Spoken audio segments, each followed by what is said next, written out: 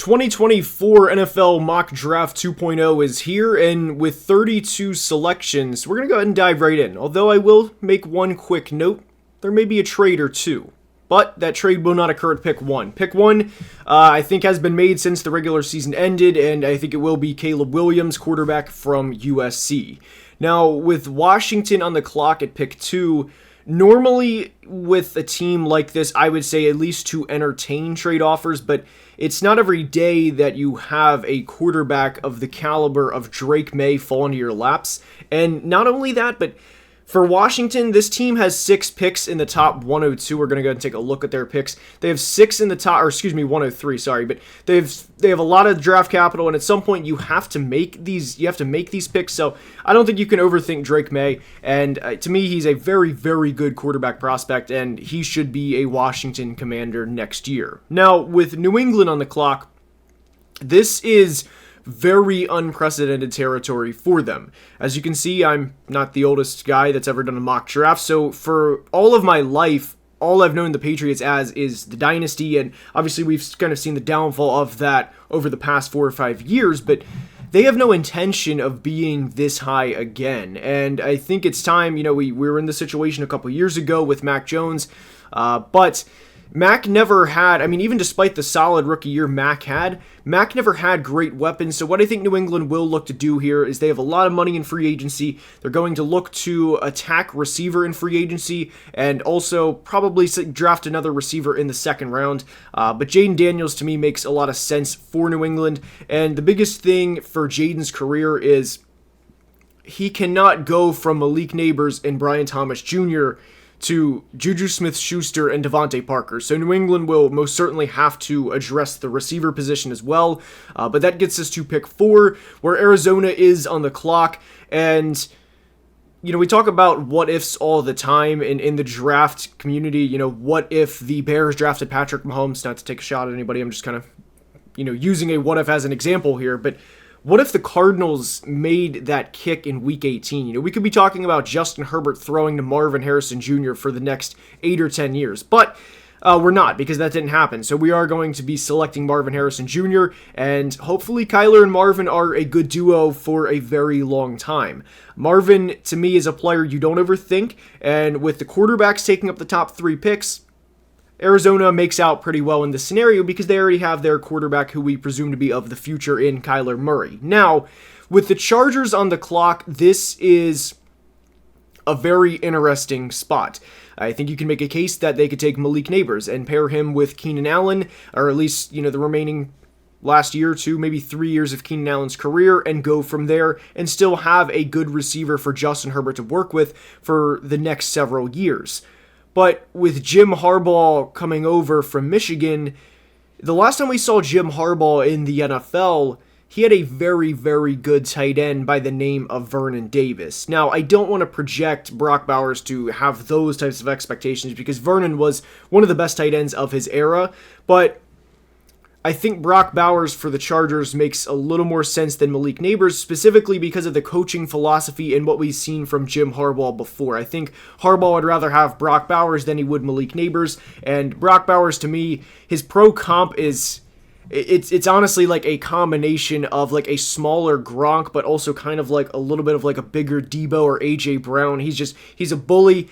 He's going to make a lot of defenders mad pretty early. I was going to use a different word than mad, but Brock Bowers is a very good prospect, and he's not one you should overthink either. Now, with the Giants on the clock, I don't want to force a quarterback here. They are in a very sticky situation, and I really think if they force a quarterback here, this situation would look similar to when Ryan Pace and when Matt Nagy were the head coach and GM of the Bears, where it was like, all right, let's just go ahead, trade up to go get our quarterback in the future, and if it doesn't work out, guess what? We're not going to be here anyway. And I think if the Giants were to force a quarterback, whether it would be JJ, Bo, or Penix, that's pretty much what would happen. And it's crazy how fast that we've got from Brian Dable and Joe Shane looking like they have everything figured out to they're kind of on the hot seat entering the 2024 season. Also, yes, hand up, I thought that they had things figured out. I thought it was going to be definitely an uphill battle in the NFC East due to the talent the Cowboys and Eagles have on their roster, but I didn't think they would finish the 2023 season with the number 6 overall pick.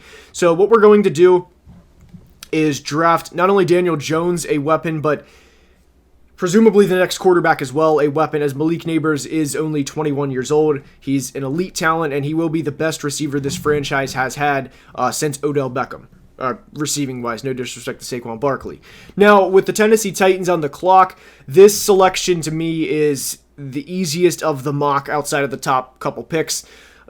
Joe Alt. You don't have to overthink this. Will Levis did not have a chance in his rookie year. Peter Skoronski was the best offensive lineman as a rookie, and if you can have a left side of your line figured out for at least the next 5 or 6 years with Joe Alt and Skoronski, I don't think this is one you overthink. And during the offseason, post-NFL draft in the May or June area, we will dive into Will Levis's rookie year because he was kind of doomed from the start when he took over. He had that big game against the Falcons, but after that, it was, everything kind of reared its ugly head. So we're going to do what we can to keep Will Levis upright, and Joe Alt will certainly do a good job of that. Now, with the Falcons on the clock, this might be the spiciest pick of the mock, so buckle up, boys and girls. Here we go. We've beat around the bush for a couple years, whether it was a 37-year-old Matt Ryan, or Desmond Ridder, or Marcus Mariota, or Taylor Heineke. We have a new head coach. We're not going to continue to beat around the bush, and we are going to select J.J. McCarthy. Now, the big thing with J.J. in terms of his projection to the NFL, he cannot be in a situation, nor can anybody really, this isn't just a J.J. thing. I wouldn't want Caleb, Drake May, even Trevor Lawrence as a prospect, or Joe Burrow for that matter, any of the big guys in the situation Bryce Young was in last year. No offensive line, not really any weapons, little to no run game, but JJ has a good receiver one in Drake London. He has a good tight end in Kyle Pitts. He has a great running back duo in Bijan Robinson and Tyler Algier, and he has a good offensive line, which of course is led by the former All-Pro Chris Lindstrom. So in terms of landing spots, I like this for JJ quite a bit, and I think the Falcons get their quarterback of the future with McCarthy. Now, with the Bears back on the clock, what we are going to do for Caleb is not what we did for Justin Fields. We're not going to say, hey, Justin, here's Darnell Mooney, make this work. And a young Cole Kmet, too, before Cole Kmet really started to develop and become a better tight end. We're not going to do that. We already have DJ Moore on the roster, and we are going to have a very good duo with DJ Moore and a rookie contract Rome Odunze. Odunze, to me, stylistically speaking, compares very favorably to DeAndre Hopkins and 2013 Hall of Famer Chris Carter. Not to say he's going to be either of those players, of course, but he has big hands, he has strong hands. Rome is a bully on the field, and having that duo of DJ and Rome is not going to be fun for any team to defend. So we're going to ensure if Caleb fails, it's not going to be because we didn't help him out as much as we possibly can. So with the Jets on the clock, aside from Tennessee, this is another easy, just sprint the selection in. It's Olu Fashanu. Not Olu, but the Jets' offensive line in 2023 was not good, and if Rodgers doesn't go down on the fourth play from scrimmage last year, I really think Rodgers would have been beat up all year long.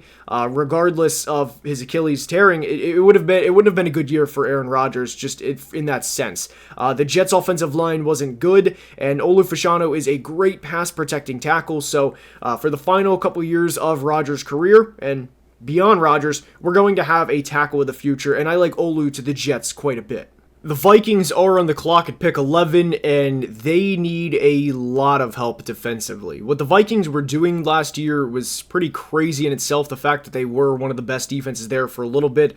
Obviously, after Kirk went down, whenever it was Josh Dobbs, Nick Mullins, and Jaron Hall, the fact that the offense couldn't help out the defense and sustain long drives, that definitely showed towards the end of the year, but hopefully they bring back Danielle Hunter. I think they will, and within that, I think Dallas Turner makes a ton of sense for the Vikings, and to have a good edge of the future along with a edge currently in Danielle Hunter, Dallas Turner and Danielle, it's going to be a pass rushing duo that offensive line certainly will not want to play every single week. So, with the Broncos on the clock, I am I am under the belief that they will select a quarterback, especially with everything that's gone on with Russell Wilson over the past couple months.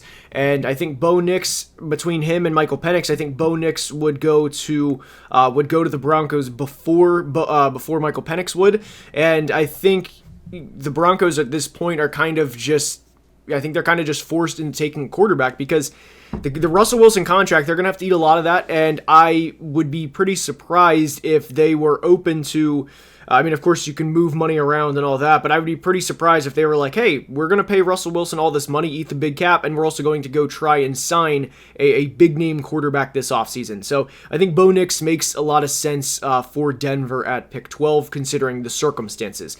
Now, with the Raiders having Antonio Pierce as their head coach of the future, to me, AP is a guy that will kind of want to zag while everyone else zigs, if you will. You have the Patrick Mahomes, Joe Burrows, Josh Allens, Lamar Jacksons, the best quarterbacks in the conference. No disrespect if I didn't name your team's quarterback there. But to me, what I think AP is going to want to do is to pound the rock and to play good defense, run the football. And Talisi Fuaga is a dominating offensive tackle. To me, he is a very, very good run blocking tackle. And I think he'll eventually become a solid pass protector. I don't think his pass protecting levels are where his run blocking game is right now. But Fuaga is a very, very good run grading tackle. And I think that's a true Raider in the sense. Kind of like how Max Crosby's a Raider, how he embraces it. I think Fuaga would be very much of the same, just from an offensive lineman's perspective. Now, with the Saints on the clock, there's a couple spots we could go. Cooper DeJean makes a lot of sense for them, but the Saints have quite the investment in quarterback Derek Carr, and they're going to have to keep him upright. I think it is fair to say that Trevor Penning is, at minimum, a draft disappointment. I personally think you can say draft bust, but if you want to be a little lighter and say disappointment, go for it, be my guest. But what we are going to do here is we're going to draft J.C. Latham. I like J.C. Latham quite a bit. I think he is a very good tackle prospect, and you have to protect Derek Carr. You have to do all of those things to give Derek Carr the best chance, because Derek Carr is your guy for 2024 no matter what.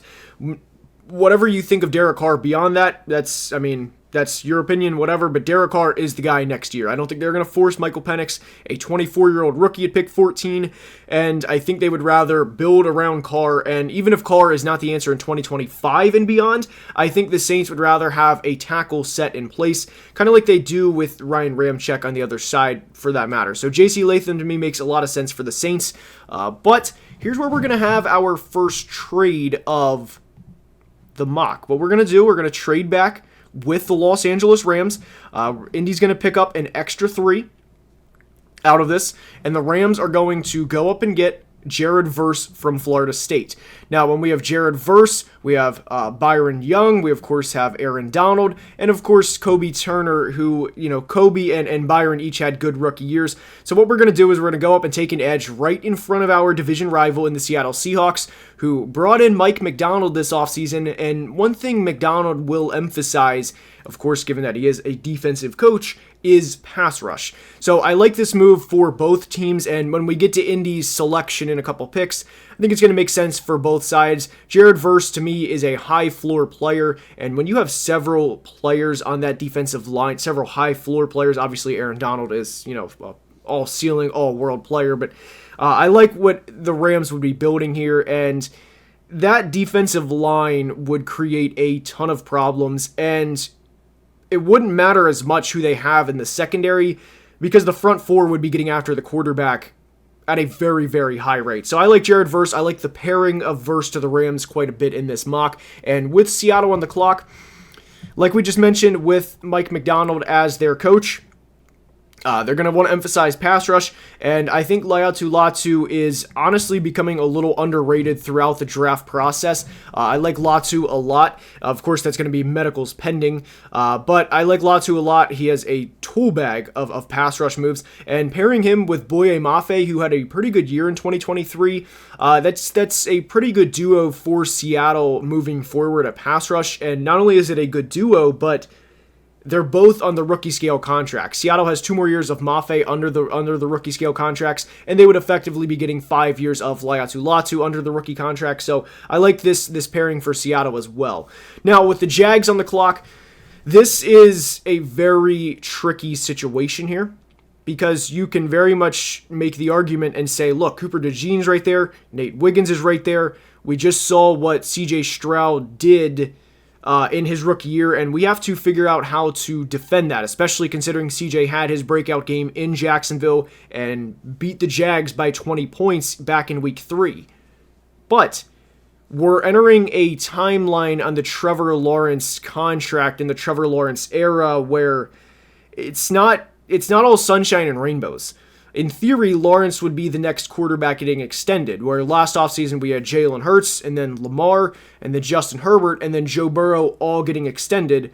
And in theory, because Lawrence was drafted in 2021 after his 3rd year, which was just played, he should be next in line for that $275, $280 million contract extension. But I wouldn't feel comfortable giving him that extension right now. Honestly, I wouldn't. And what we're going to do is we're going to help Trevor out. But what I want to kind of emphasize with the Jags is they're not a bad team. Nobody's saying they're a bad team. But they're kind of in that in-between where we're not a bad team, we're not a good team, but we're not going into Kansas City and winning. I mean, not that a lot of teams are, but we're not beating the premier teams often, and most of the time, we're simply outmatched, kind of like they were against Baltimore last year. So we're at a point where we need to help our quarterback on the rookie scale as much as we can to determine the type of contract we're going to offer him. Because Trevor Lawrence, to me right now, is not worth a $280 million 5-year extension, especially when the Jags need a lot of help up front. So we're effectively going to replace Luke Fortner here with Jackson Powers Johnson, who I think will be a plug-and-play center for the next 7 or 8 years. And Trevor is only 24 years old. I think Jackson Powers Johnson would be the starting center, at least until Trevor is in his 30s. And we're going to go ahead and take care of the center position and not worry about that for the next several years. Next up, the Cincinnati Bengals. They're in a win now mode, obviously, with Joe Burrow, and with the fact that they just gave T. Higgins a franchise tag. They need to win now. Joe Burrow has also unfortunately had 2 season-ending injuries in 4 years. Although that's kind of out of his control with the ACL and then the wrist. You can't really control the wrist, but I'm not a doctor. We're not going to get into all of that. But what I will say is Jonah Williams is a free agent, and the fact that Joe Burrow has had 2 season-ending injuries, we need to do everything we can to ensure that Joe Burrow is not getting hit. What are we going to do here? I'm glad you asked. We're going to take Amarius Mims, tackle from Georgia, and I like that selection for the Bengals quite a bit because, we have the receivers figured out with T. Higgins and Jamar, at least T for 1 more year. I don't know if they're going to extend both him and Jamar, but we need to protect Joe as much as we can, kind of like the Chiefs did with Patrick this past year. So protect Joe and go from there. Now, the Colts are on the clock. They traded back from pick 15, and we're going to give them a DB. We're going to give them Cooper DeJean. I love this selection, and what I want to emphasize is the Colts also got a 3rd-round pick out of this, and for them to get Cooper DeJean while also trading back, the Rams go up and get Jared Verse. I think both teams make out here, and with the Steelers on the clock at pick 20, the Kenny Pickett era to me has not gone well, really putting it mildly there, but they also traded away Kevin Dotson, which did not turn out well for them. So this is kind of replacing Dotson, if you will. Troy Fontenot has offensive lineman versatility, or he has versatility along the offensive line, and I think Fontenot can kick right into guard and effectively play the role that Kevin Dotson was going to play for the Steelers before they traded him. So Troy Fontenot to the Steelers, to me, makes a lot of sense, and you also build for your future as well in what may be the post-Kenny Pickett era. We'll see on that, but I like Fontenot to Pittsburgh quite a bit. The Miami Dolphins are on the clock, and I think corner would make sense for them, but kind of like the Jags, they're also in a situation where I think they have to help their quarterback out as much as they can, and especially with the pending free agents they have, with Connor Williams most notably. I think the Dolphins' best case scenario for them here, or best outlook at this point in time, is to go offensive line, and I think Graham Barton from Duke has a lot of versatility, kind of like Fontenot. I would also like Fontenot to the Dolphins, but Graham Barton, to me, makes a lot of sense for Miami, just, pairing a need and also a future need as well. And I like Graham Barton to Miami, and like I said, I think it makes a lot of sense, and you're also protecting Tua, a guy who we're going to have a lot of contract discussions around him too coming up. So do everything you can to ensure whether Tua is your future guy or another quarterback is your future guy. We're going to protect that guy no matter who it is, as best as we can, and Graham Barton certainly does that. Next up is the Philadelphia Eagles, and this is another Howie Roseman masterclass. We're going to let the draft come to us. We're not going to overthink it, and we get Nate Wiggins. The Eagles needed a corner, to me, in the worst way. Last year's draft, they took Jalen Carter and Nolan Smith in the first round. I wouldn't have minded them taking Christian Gonzalez in the first round, but I guess that's in the past. But we're going to make it up this year, and we're going to take Nate Wiggins. And Nate is a prospect I like a lot, especially when you combine Philly's pass rush. I think that's going to, I think they're going to complement each other pretty well. And if Nate Wiggins goes to Philly, or any corner goes to Philly, maybe even Quinyon Mitchell, it wouldn't surprise me if they had 3 or 4 interceptions as a rookie. Now, with the Texans on the clock, D'Amico Ryans comes from San Francisco. Technically from Houston from his playing days, but coaching-wise, he comes from San Francisco. And San Francisco, if they do anything right, well, they do a lot of things right, but if they do one thing in particular right, it is the defensive line and how they get after the quarterback and how they are just big and strong and physical up front. And it's not every day when you have a player like Byron Murphy fall into your lap for Houston. So as much as I would love for them to take a Brian Thomas Jr. and have the trio of Nico Collins, Tank Dell, and of course Brian Thomas, we're going to go ahead and take Byron Murphy, and there's receivers that we can certainly draft in the second round. Now, with Dallas on the clock, I would love for them to take a running back. Obviously, the value is not there. One player that I would love for Dallas to take is Audric Estime. I love Estime. He is one of my favorite backs in the class, but that's just not a reality at 24 overall in this class. But one player that is a reality, or one position that is, a good opportunity for them, especially with Tyron Smith aging. He's a long time veteran now. Is Tyler Guyton from Oklahoma. I like Guyton quite a bit, and if you can have an offensive line filled, with guys on their rookie contract like Tyler Guyton and Tyler Smith, whenever you have a quarterback that's going to take $60 million like Dak, and CD's about to get paid as well, it pays to have guys contractually significantly less than their, where the premium guys get paid. So if you're going to have Dak make $60 million, that's on him for earning it, by the way. I'm not saying Dak should take, a $20 million pay cut, because he shouldn't. But my point is if you can have 2 offensive linemen way lower in the rookie scale, you go for it. Now, the Packers are on the clock here. Aaron Jones is aging. A.J. Dillon, to me, Packers fans, you guys know he was never the best back. But we need corner help, and if you can have a guy like Quinyon Mitchell fall right to you, and then you can have a pairing of Jair Alexander and Quinyon Mitchell, guys, that is just a duo that's going to be in your face. That's going to be just like the epitome of the guy in basketball whenever you play, on the blacktop, of the guy that's in your face with the hand in your face all the time. That's going to be those corners outside. So I like Quinyon in Green Bay, especially under the tutelage of Jair Alexander. Presumably he has a year or 2 left in his prime, and that would be a very fun corner duo. Now, we enter a situation with the Bucs where we're going to be looking to trade back here, and the team we're going to be looking to trade with here is none other than the Kansas City Chiefs. And the Chiefs just went through a year of, this is funny to say because they won the Super Bowl. They went through a year of hell, whether it was the drops, whether it was the offsides penalties. They don't want to do that again. Travis Kelce is also aging. He will be 35 next offseason. And when you have Brian Thomas Jr. fall to pick 26, they're going to look to trade right up in front of Buffalo, and this trade makes a lot of sense for Kansas City because they're trading with the Bucs, who are out of conference.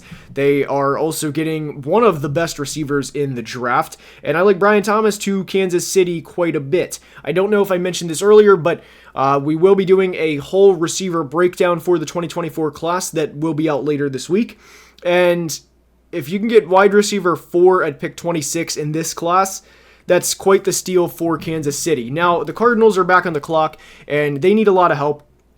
The pick here for me, it was a matter of Terrion Arnold or an offensive tackle. And while I don't think Jordan Morgan is quite the 40th best player, I'd rank him a little higher than that personally.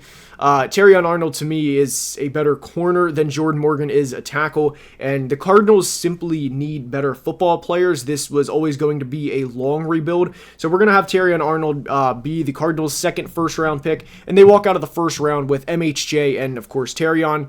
Now, with the Bills on the clock, they don't get Brian Thomas Jr., but they still walk out of the first round with Troy Franklin. So I like Troy Franklin. Would have preferred Brian Thomas, but the trade up, the Bills traded up to get Kincaid last year. The Chiefs traded up to get Brian Thomas this year. Now with the Lions on the clock, this is a guy whose stock, it's kind of seemingly fallen over the past month or so, and I'm not quite sure why. Johnny Newton is a guy I wouldn't overthink, and if you compare Johnny Newton with Aiden Hutchinson, well, we had discussions last year of pairing Jalen Carter with Aiden Hutchinson. That would have been fun, but Johnny Newton and Aiden will be fun as well. And as long as we can get Aiden some sort of help, he's going to be even more dominant than what he already was in 2023, in a year in which he had over 100 pressures. Now, with the Ravens on the clock, I really want to give them, I really want to give them a receiver. I do, in the worst way. I also wouldn't mind giving them Jordan Morgan, but the Ravens, a lot of the time, they let the draft come to them, and they don't overthink things. They don't panic. There's a reason they ended up with Kyle Hamilton in 2022. There's a reason they ended up with Tyler Linderbaum in 2022. Both guys that are going to be there for a while. And Kool-Aid McKinstry, to me, is a Raven in every sense. Marlon Humphrey is slowly getting up there. And the thing is, with corners, they fall off fast because once they lose their physical ability, which is probably, it's probably a year or two away at most for Marlon, considering he's played over 100 career NFL games.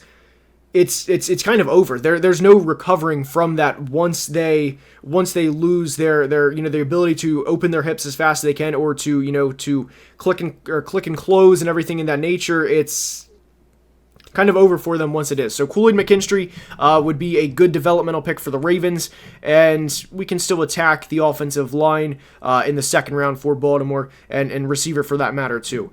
Now with the 49ers on the clock, I think they do need offensive line help. To me, Jordan Morgan is the best, tackle, not interior, but he is the best tackle available.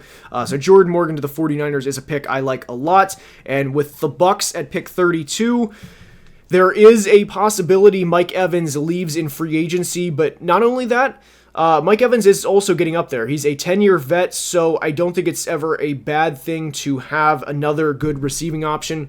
Personally, I do think A.D. Mitchell is better than Ladd McConkey, so we are going to have A.D. Mitchell to the Bucks at pick 32. And before I go any further, I know the Panthers would be in the clock at pick 33. They need to help out Bryce Young as much as they can, so we would go A.D. Mitchell at pick 32, and then Ladd McConkey at pick 33 for the Panthers, for any Panthers fans that wanted that. But this is today's mock. Now, I did want to go ahead and clarify one thing. I did say in a community post a couple days ago that there was going to be a guest for today. Unfortunately, it fell through last night. He will be on the channel next week. He messaged me immediately. There's no bad blood at all. Me and this individual could not be on better terms. For anyone wondering, a couple people did guess. It is Bengal. Bengal will be on the channel as a guest within the next week or two for a post-combine mock draft. So get excited for that. But that will wrap up today's mock. I hope you guys enjoyed. And if you did, please like and subscribe. There's only about 31% of people watching are subscribed. That helps the channel tremendously. We're closing in on 125k subs, and I cannot thank you guys enough for the support. So until next time, please be safe and have a great rest of your day. Love you guys.